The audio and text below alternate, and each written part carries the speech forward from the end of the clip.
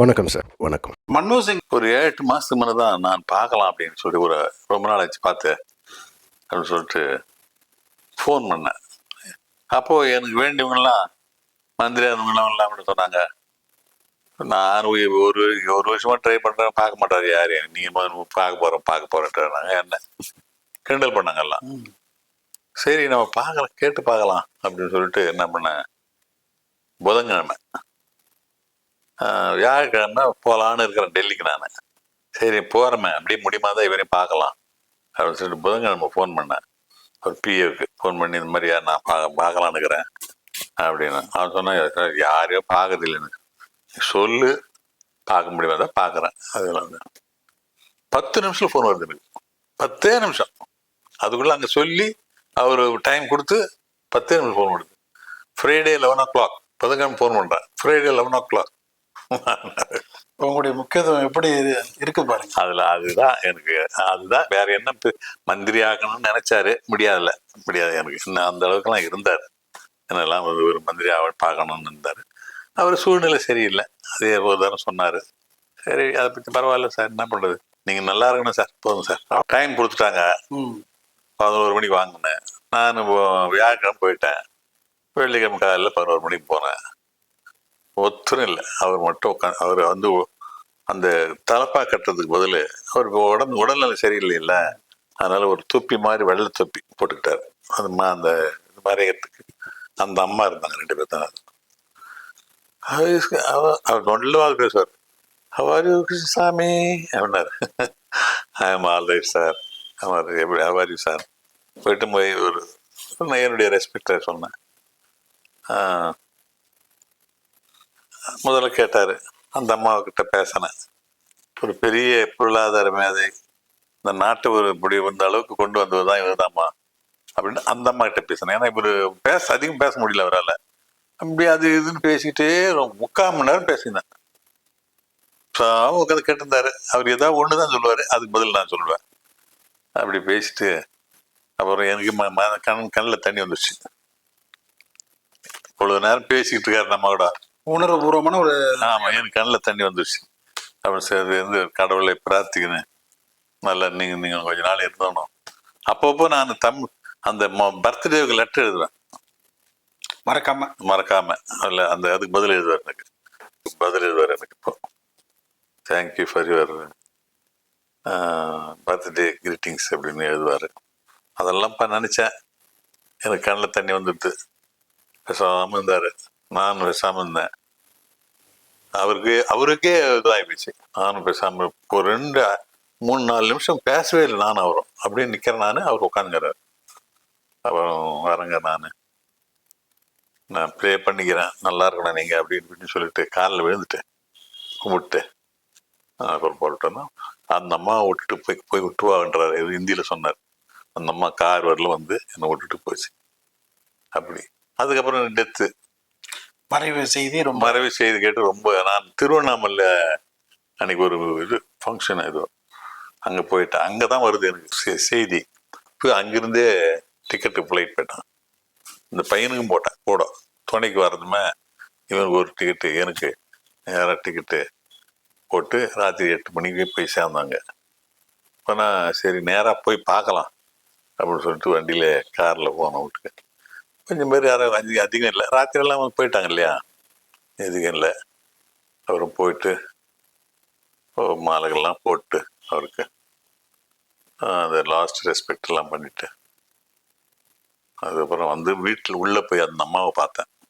பேசிட்டு அந்த அம்மாக்கிட்ட பேசிட்டு anyway great loss for the country அப்படின்னு சொல்லிட்டு அந்த அம்மாட்ட அப்புறம் நான் வந்துட்டு மறுநாள் காலையில் ஏஐசிசியில் வாடி வச்சுருந்தாங்க, அங்கே போனோம்.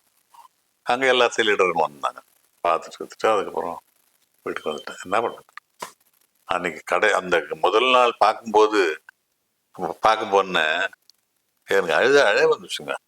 ஏன்னா அப்படியே பேசாமல் உட்காந்துக்கிறார். பேசாமல் சிதம்பரமே அங்கே பேசணும், பேரறிஞர் டாக்டர் மன்மோகன் சிங் தான் பேசணும். இவர் கொஞ்சம் பொருளாதாரத்துலேயே கொஞ்சம் கெட்டிக்கார தானே அவர் சிதம்பரம்.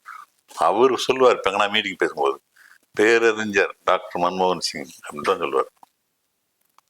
ஏன்னா சாதாரணமா எல்லாரும் சொல்லப்பட்டார். அவர் அவர் விட்டு சென்ற அந்த பாதையில தானே இவரும் பயணம் பண்ணார். பயணம் பண்ணார். இந்த மாதிரிலாம் அப்பேற்பட்ட மனுஷன்லாம் இருந்து தலைவர்கள்லாம் இருந்திருக்காங்க. நம்முடைய நாட்டினுடைய பொருளாதாரம் இன்னைக்கும் செடியா காரணம் அவர் தான் வச்சுக்கிட்டார். அவருடைய 10 ஆண்டு ஆட்சி காலத்துல தான் தமிழகத்துல இருந்து அதிகப்படியா 21 பேர் அமைச்சர். அன்புமணி ராமதாஸும் ஒருவர். ஆமா, 21 பேர் அமைச்சர், தமிழக அமைச்சர் அவருடைய மந்திரி சபையில் தான். ஆமா, அதுல இதுவரையிலும் வந்ததே கிடையாது அந்த அளவுக்கு.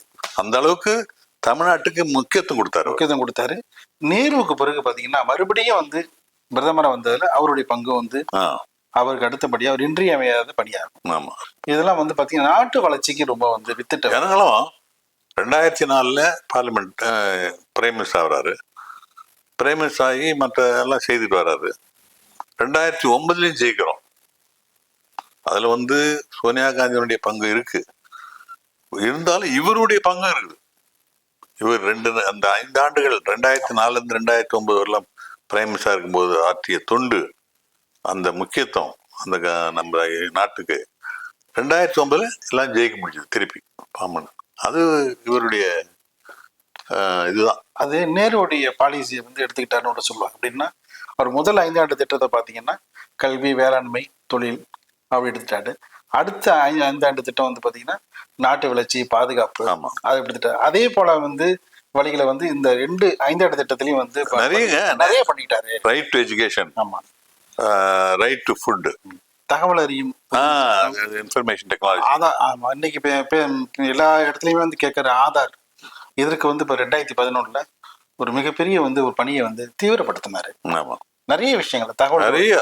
இன்னும் சொல்ல போனா ராஜீவ் காந்தியோடைய கனவு தகவல் அறிவு சட்டம். தகவல் அது பெரிய சாதாரண விஷயம் இல்லையே. அதை வந்து இப்ப அடுத்த கட்டத்துக்கு கொண்டு போனாரு. ராஜீவ் காந்தியோட முக்கியமான இந்த தகவல் தொழில்நுட்பம், அதை வந்து விரிவுபடுத்தினாரு. அது மாதிரி வந்து நிறைய அந்த துறைகளை வந்து சீர்படுத்தினாரு அப்படின்னு வந்து சொல்லுவாங்க. அவ்வளவு மரியாதை எதிர்கட்சிக்காரங்களும் ரொம்ப மரியாதை கொடுப்பாங்க. அப்ப அவருடைய தனித்தன்மை எவ்வளவோ பொருளாதாரமாக இருந்தாங்க. அதுல முக்கியமான ஒரு ஒருத்தர் அவருடைய பல்கலைக்கழகத்துல லெக்சரரா இருந்தார். அவர் பேராசிரியர் வந்து. ஆமா, அங்க பாத்தீங்கன்னா வந்து நிறைய மாணவர்களுக்கு வந்து அவரு கொஞ்சம் லேட்டானாவே என்ன வரலையேன்னு நினைப்பாங்களாம். அந்த அளவுக்கு காத்துட்டு இருப்பாங்களாம் ஸ்டூடெண்ட்ஸ். யாரு? ஹார்வர்ட் பல்கலைக்கழகத்துல அவர் எப்போ வருவாருன்னு பார்ப்பாங்களாம். அதெல்லாம் பெரிய வந்து இந்தியாவுக்கும் பெருமை, அவருக்கும் இந்தியாவுக்கு பெரிய பெருமை தேடி தந்தவர் தான் அவர், இல்லைன்னு சொல்ல முடியாது. இன்றைக்கு அந்த பொருளாதாரத்துல ஆர்வம் உள்ள மாணவர்கள் வந்து என்ன செய்யணும்? முதல்ல படிக்கணும். எல்லாரும் படிக்கணும். நல்லா படிச்சு இந்த மாதிரி பெரிய லீடருடைய வழி என்னன்னு பார்த்து அதெல்லாம் அதில் ஃபாலோ பண்ணணும். நம்ம பையனுங்க பின்னால் அந்த சந்ததிகள்லாம் நல்லா இருப்பாங்க. இந்த மாதிரி நிறைய பேர் இருக்காங்க. இதில் முக்கியமான ஒரு ஒருத்தர். அதனால அவருடைய சிந்தனைகள், போக்கெல்லாம் ஃபாலோ பண்ணாவே போதும், எல்லாரும் நல்லா இருப்பாங்க. ஒவ்வொரு ஆண்டும் பட்ஜெட் இப்போ வந்து அவர் பின்னணியில இருந்து வந்து பல ஆலோசனைகள்லாம் வந்து பொருளாதார வல்லுநர்களுக்கு சொன்ன நிகழ்வுலாம் நிறைய நடந்திருக்கு. இவர் நிதியமைச்சர் இல்லாத காலகட்டத்தில் தேவகவுடா, குஜராத் போன்ற அரசுகள் இருந்த பொழுது பல்வேறு விதமான ஆக்கப்பூர்வமான விஷயங்கள் வந்து இவர்கிட்ட வந்து ஆலோசனை கேட்ட நிகழ்வு நிறைய உண்டு. இந்த பட்ஜெட்ல அவருடைய ஞாபகார்த்தமா நடுவண் அரசு என்ன செய்யணும், அவர் என்ன எதுக்கு இம்பார்ட்டன்ஸ் கொடுத்தாரோ அதை வந்து ஃபாலோ பண்ணாங்கலாம் போதும். நாட்டுக்கு நல்லது.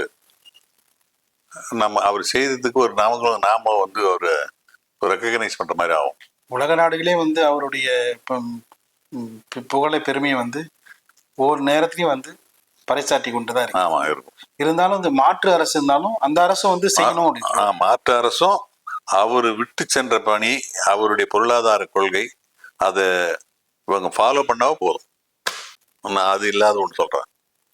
இந்த 100 நாள் வேலைன்னு ஒன்று இருக்க கிராமப்புறத்துல ஏழைங்கள்லாம் எவ்வளவு பேர் கஷ்டப்படுறாங்க. அந்த 100 நாள் வேலை கொண்டு வந்தவரும் அவர் தான். தேசிய கிராமப்புற ஊரக வளர்ச்சி வேலை உறுதி. அதுக்கப்புறம் இந்த ஹெல்த் மிஷன், ரூரல் ஹெல்த் மிஷனை அது கொண்டு வந்தாரு.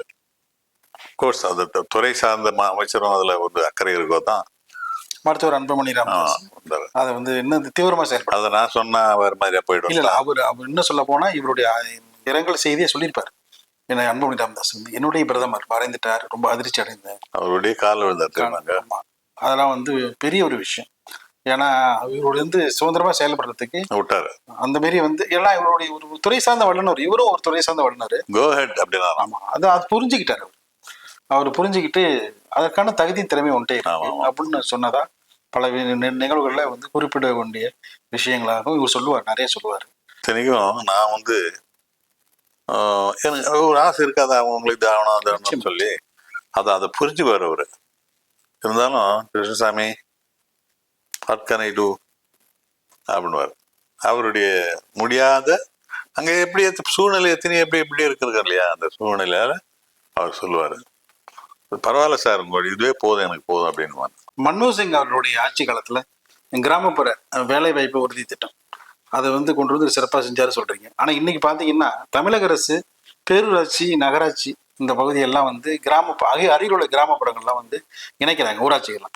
அதற்கு கிராமப்புறத்துல பாத்தீங்கன்னா ரொம்ப வந்து கடுமையாக எதிர்ப்பு இருக்குது மக்கள் மத்தியில. எங்களுக்கு வராது, பணம் வராது, வேலை வாய்ப்பு கிடைக்காது அப்படின்னு எதிர்ப்பு இருக்குது. ஏன்னா அந்த அளவுக்கு அது அந்த ஸ்கீம் வந்து ஏழைங்களுக்கு உதவியா இருந்திருக்குது. அதனால்தான் இப்போ எல்லாரும் நீங்க அந்த நகராட்சியில சேருங்க, பேரூராட்சியில சேருங்க அப்படி இப்படின்னு வந்து பெரிய போராட்டம் நடந்துட்டு இருக்குது. இந்த ஒவ்வொரு கிராமம் பெருசா முனிசிபாலிட்டி அதெல்லாம் சேர்க்கணும். ஆனா அந்த அப்படிப்பட்ட திட்டத்தை கொண்டு வந்தவர் தான் அது வேணும் அப்படின்னு கிராமத்தில் இருக்கிற மக்கள்லாம் ஒரு போராட்டம் பண்றாங்க.